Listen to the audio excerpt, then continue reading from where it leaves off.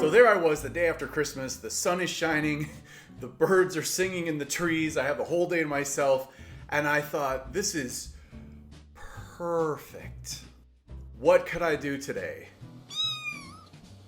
So yeah, I gave in and I went and sat in the dark for 2 hours with 2 other people to watch this fever dream of a musical come to life on the silver screen, filled with people dressed as CGI cats singing and dancing. And I should have known. I should have known by the trailer.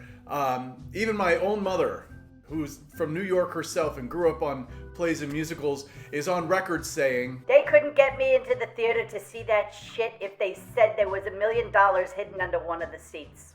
It was a tough call because movie musicals really don't come along that often. And so I felt a certain obligation to give this one a shot. 1, because I am in fact an actor, and 2, because I am affiliated with a certain demographic of society that has an unspoken moral contractual obligation to see as many musicals as one can in one's lifetime. And that's all I'm going to say about that.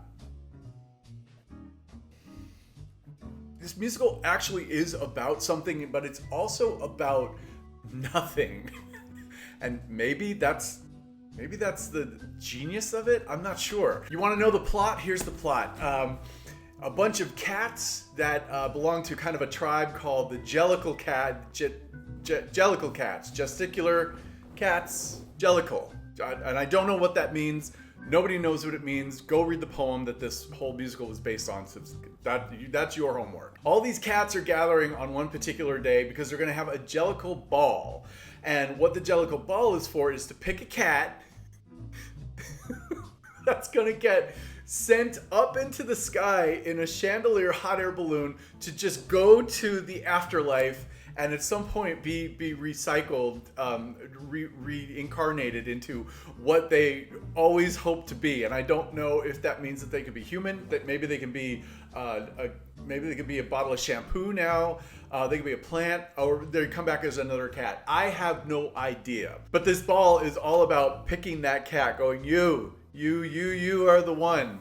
We're gonna just send you into the sky. The rest of the musical is basically a cavalcade of songs about individual cats within that tribe, and they're all waiting for the matriarch of the tribe, old Deuteronomy, to show up because she's the one who picks the cat. She's like the Oprah. She's like, you get an afterlife, and that's it. It's kind of like Cat Hunger Games, except there's only one tribute.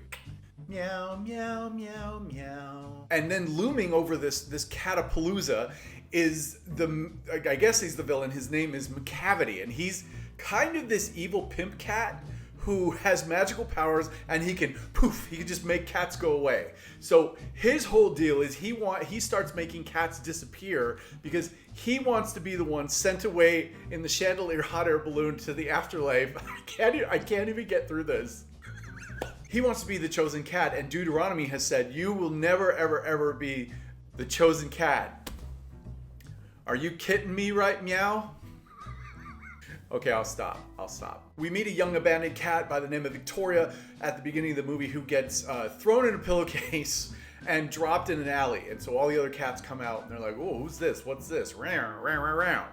They do that. I knew the music wasn't going to change, but I thought maybe it was going to have a little bit different orchestration to fit a contemporary audience more. Oh no. Oh no. You're getting full 80s syntho goodness from the opening beat of this, and I was like, is this Tron? It sounds like The Shining and Tron and Clockwork Orange all in one lovely musical package. The 80s have to take the blame for this one. I'm so sorry. It goes without saying, but this movie really is the antithesis of live theater, which is, where this story came from. And I think that largely contributes to people's very mixed reactions to, okay, they're reacting badly to this. But, live theater is very tactile, and it's there's sets that people built, and there's costumes that people stitched, and you get one shot a night. The performers get one crack a night to do their thing, and those performances are going to change from night to night, and that's the beauty of it. You know, this we get signed, sealed, delivered. You get cats. That's it. And this is the one movie version of it, and it's always going to be the same. The first 40 minutes or so of this movie was a shaky cam nightmare, and it drove me goddamn crazy.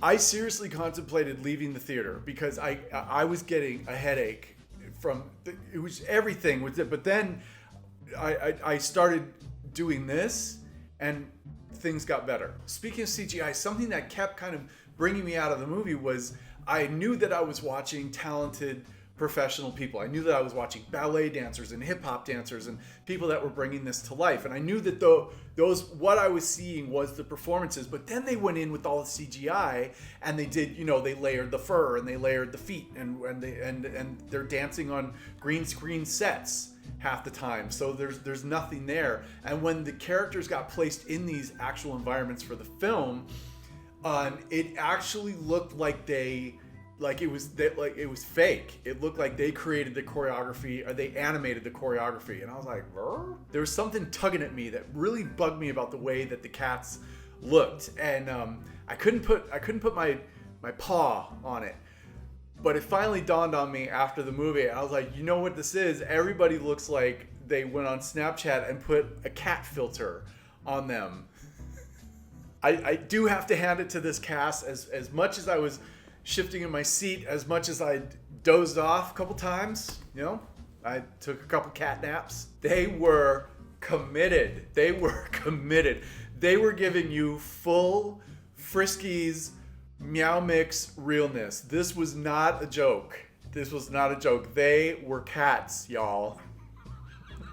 How did this happen? How did this go through a studio office and someone just went, yes? So when it comes to the cast, I think one of the mistakes that this movie made was everybody's good in their own certain way, to a point.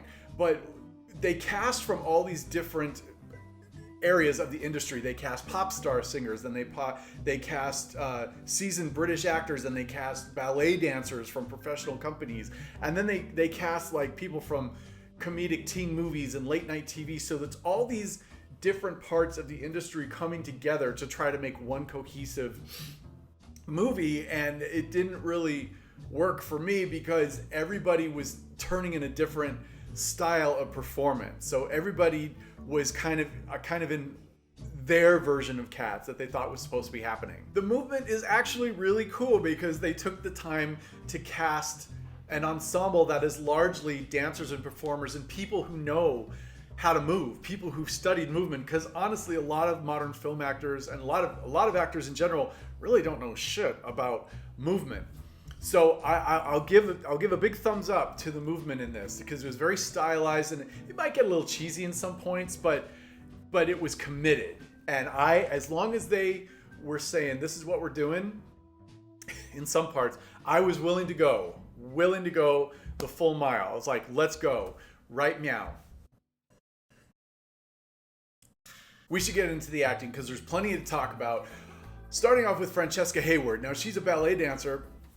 And this was her big movie debut, and how nice it was to see the words "and introducing" in a film. I can't even remember the last time I saw that because Hollywood just keeps using the same people over and over and over. So I thought she did a great job as the cat that we meet at the very beginning, the abandoned cat, Victoria. You know, she represents kind of innocence and this wild-eyed wonder of slowly being introduced to this new tribe, and so we get to meet all the cats through her, and she's a lovely, fantastic dancer. Loved it.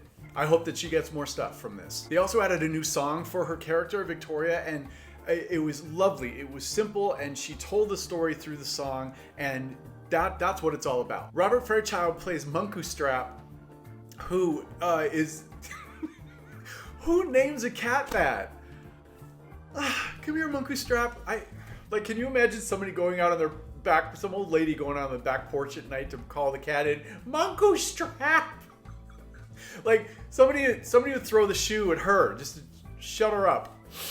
He's fantastic. In the original version of this, Munku Strap was the narrator, so he would introduce the audience and Victoria to all the new cats, and kind of you'd navigate your way through this through this fever dream with him.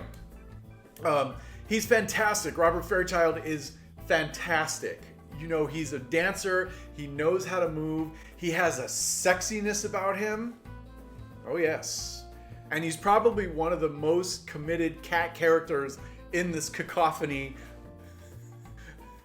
of catnip. Jennifer Hudson, Dreamgirls, you know, she's solid and effective as Grisabella, who is the aging cat who's been ousted by the tribe, and they don't like her, they hiss at her, they make fun of her. She's basically the Whitney Houston of this tribe, and she's been ostracized. So she just crawls through the street in her fur coats, just crying and going, Bobby, Bobby. No, she's not. She used to hang out with Macavity, who's the villain, and even he kicked her out. So her story's kind of sad, and lo and behold, she's the one who gets picked to be the Jellicle cat to get sent off in the balloon. She did get a little lost. I thought that the emotions of the song Memories, which is, you know, very beautiful, very famous song, took over instead of the story of the song. And I mean, she was giving it all. And something that really bugged me was every time that we saw her, and this is your fault, Tom Hooper, because you brought that Les Mis bullshit over into Cats, and those are two different musicals. You can't do that. Every time she started singing, just snot running out of her nose, onto her lip, almost down into her mouth. I get it if the emotions of the song are overtaking you and you maybe cry or you get a little snot. I don't need a National Geographic close-up of the whole thing. Every time she was crying, just here we go with the mucus river coming on down. And that wasn't very true to cats anyway, because when cats are upset, they don't get snotty noses and cry and stuff. They go and shit on your bedspread. I thought Laurie Davidson was nothing short of adorable as Mr. Mistopheles, the magic cat. He's got his little hat, and he does his little magic tricks that everybody likes so much. And he kind of looks like Elijah Wood. So then later on when Ian McKellen comes into the scene and it just has a shot of those two together, I was like, Lord of the Cats. Jason Derulo came on the scene about halfway through as, you know, Rum Tum Tugger, the playa cat. And his number was a lot of fun. You know, Rum Tum Tugger is all about, you know, scratch my belly, and then I'll claw your face off, and then I want something to eat, and then, oh, I couldn't possibly finish that, and then give me some milk, and then, oh, I don't want milk, and then I want milk. His number just represents the fickleness of cats, and he's flirting with the lady cats, and he's dancing on the bar. They go to a milk bar, and they set it up kind of like a rock concert where he's on the bar and all the little kitties are hanging out, just drooling over him. So I thought that was a lot of fun. And he's got really great film presence. There's no denying that. I heard that Jason Derulo was in an interview and he was complaining that in the final cut of the movie they CGI'd out his bulge that apparently made an appearance when he had his little suit on, or whatever the hell he had on. And he was complaining that they took that out. Jason Derulo, are you kidding me? We have bigger shit in this movie to worry about than your character getting neutered. Hit the road, Jason Derulo. Right, meow. I'll stop. Okay, I'm sorry. Every cat gets their number, but hands down, my favorite segment of this film was the Skimbleshanks, the railway cat.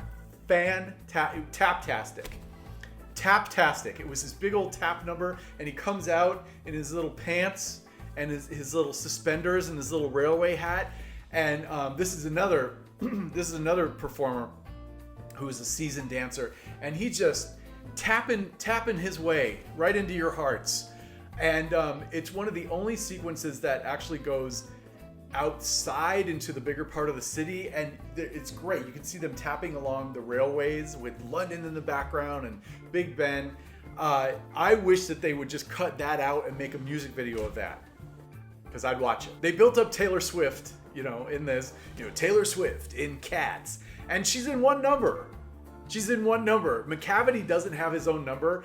He's got, like, you know, the In Living Color Fly Girls come out as cats, and do a whole number about him. And so she comes down on a moon, and then the movie turns into Moulin Rouge, and she sprinkles catnip on everybody, and everybody's, you know, getting a little crazy. You know when you feed your cat and then they go crazy and they go zipping around the house?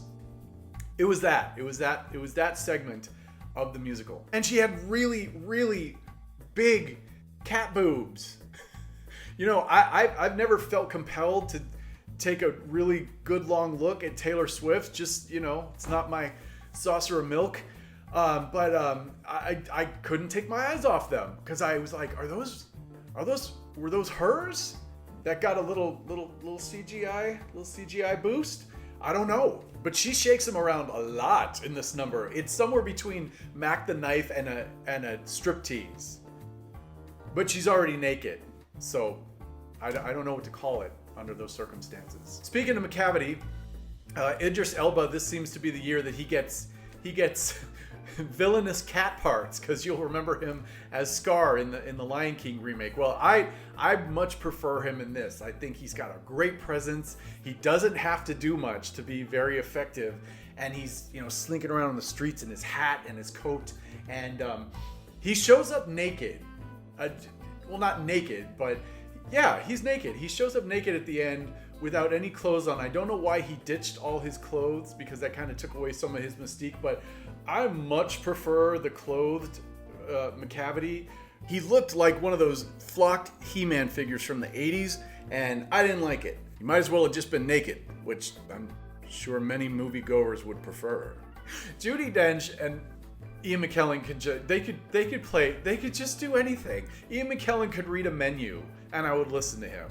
And it's just that simple. Judi Dench was giving us classically trained Royal Shakespeare caliber cat. Like, this was the performance of a lifetime. Just right out of the National Theater, just catlit. I need the cat version of Ian McKellen. I need that cat. I need an old theater cat with glasses and a little scarf running around my house. Where do I find that? I thought Ian McKellen, along with Robert Fairchild, were the best cats in this. I need Ian McKellen as a cat in my life, because he made me so happy, and he was so convincing, and he just stopped being anything but a cat. And I don't know how to explain that in any other way except that. He transcended. He didn't need to be sent in the big balloon anywhere at the end, because he transcended all of that and became... He's so goddamn cute. And when he gets up to do his number in the theater, he sings about how he played the famous Growl Tiger, which was this infamous, I think, a pirate cat. Well, they made Growl Tiger an actual character in this, which I really didn't like. And whenever Macavity would go poof, poof, poof and make cats disappear, they would go to this boat that Growl Tiger was on. And then it turned into Peter Pan. And I don't know what that was all about. It was totally unnecessary. There ended up being this walking the plank scene and this rescue the cats who disappeared scene, and that was completely about 10 to 15 minutes that could have been cut out. I was lose it, cutting room floor. Didn't need it. I want Funko to make the action figures of the main characters in this so bad. You have no idea how much I want them to do that. You know what I want? Here's what I want when this movie comes out on DVD or digital or Blu-ray, whatever it does. I want the making of the cats, the making of the cats section. And within that making of the cats section, I want a scene, I want an outtake with Judi Dench and Ian McKellen in between shots, you know, just sitting in a trailer, eating biscuits and drinking tea, whatever it is they do. And I want Judi Dench to just turn to Ian McKellen and say something to the tune of, "And who the f*** are we?"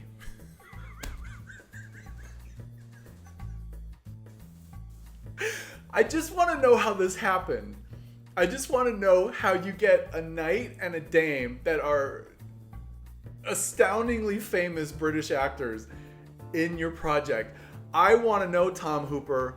I want to know how you did that. This is probably going to mat the fur of a few people out there, but can we talk about Rebel Wilson and James Corden for a minute? Can we talk about how everything I see them in, they just show up with the same bag of bullshit tricks that they just go, oh, I'm performing in this? Great, let me get this out. Let me get this out. And this will be really awkward and really strange and self-deprecating. And it's going to work. It's going to be great. They drove me nuts in this. They just took me right out. It's the same humor. It's just Rebel Wilson being a fat, awkward cat that falls off of everything and has no coordination, and all these really awkward, like, indulgent moments that did not serve the story at all. There's this whole sequence with her cat. Her cat is named Jenny Any Dots, and she's this lazy cat who lays around all day, and in her spare time, I think this is what I'm getting, is she trains, she makes mice perform, and I think the agreement is that if they agree to practice and perform to sing, and so she can have her little mouse band, she won't eat them. And she keeps them under the sink in a cupboard. These mice are one of the most terrifying things I've ever seen on film. I'm still thinking about it right now, and I don't want to. They're these fat little mice that move really weird, and they have kid faces. And then just when you think that you've been traumatized by that, then in comes a chorus of Rockette-style cockroaches that run across a table and are performing, and at whim, Jenny Any Dots, Rebel, just takes one out of the crowd and just eats it, and everyone just like, that's nice, just keep dancing, just keep dancing. I was like, what? And it just goes on and on and on, and then she unzips her fur, and she has a tap suit on underneath, and another whole body suit. It was levels of weirdness and awkwardness that I still can't process. James Corden, the same thing. And yes, I know that he's specifically playing a cat character that is fat and talks about how he's fat and how much he likes to eat and how his whole life is about finding the next meal. Of course. Buster Jones, that's his name. Buster Jones, the fat cat who wears a hat and spats. But it's just more of the same stuff. It's just self-indulgent. Oh, aren't I funny? Oh, I'm gonna stop the whole movie so I can try to have a bit that's actually not very funny. And I don't interrupt my fever dream like that. The two of them are just one note to me. Every single thing they do is the same. This humor has run its course, and it's like it's claws on a chalkboard at this point. I said I was going to stop, didn't I? He refused to see it because he said there was no Siamese representation in the movie. Do better, Hollywood. So to wrap up, Grisabella comes back, and Victoria is kind of speaks for her in the crowd, because Victoria's like, this is who has to be the chosen Jellicle cat today. She deserves it. And she brings her in. She's like, just sing. So Jennifer Hudson sings "Memory" again. Here comes the mucus Mississippi again. And then Judi Dench says, "You are the chosen Jellicle cat." And so they put her in the chandelier hot air balloon, and they send her on her way. We thought we were done with Macavity, but he shows up naked and tries to hold on to the balloon, and he drops off and lands on a statue. So that's the end of Macavity. The party's coming to an end, and it's wrapping up, and hip hip hooray for Grisabella. She's going on to a new life. I think they die. Or maybe they do reincarnate. Look, I've been through enough. I'm not going to even get into that. And just when you think it's over, you see the hot air balloon going into the clouds and fading away. You think everything's going to go to black? Nope. Then Judi Dench, in all her cat gloriousness, turns right to the camera to address the audience and goes into this sing song about how to address a cat, how to properly address a cat. And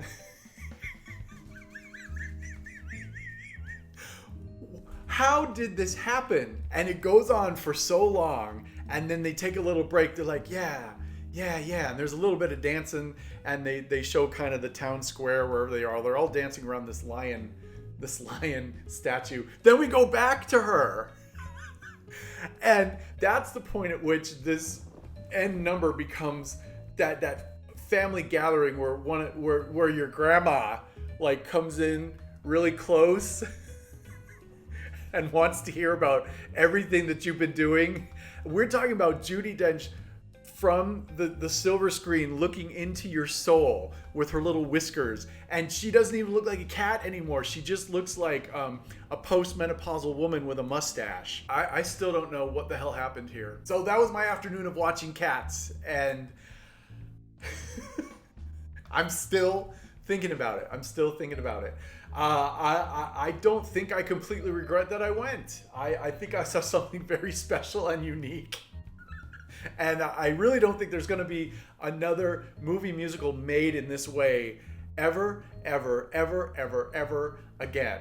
I might even add it to my movie collection when it comes out. Thanks for joining me for this review. Did you see it? Did you see Cats? Did you see Cats? If you did, I would love to hear from you in the comments. Tell me what you thought. I'm Ian, and that's my opinion.